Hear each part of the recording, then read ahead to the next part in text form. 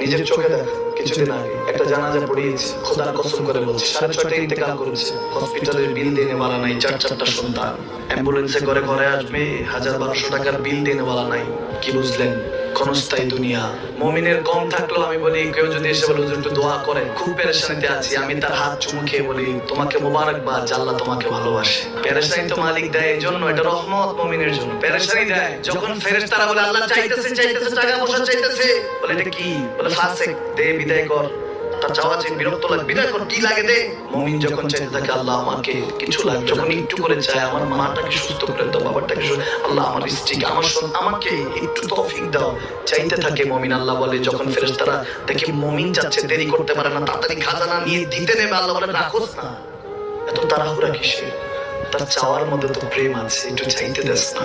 থাকুক না মুমিন আর একটু পেরেশান, থাকুক না, থাকতে দেস না।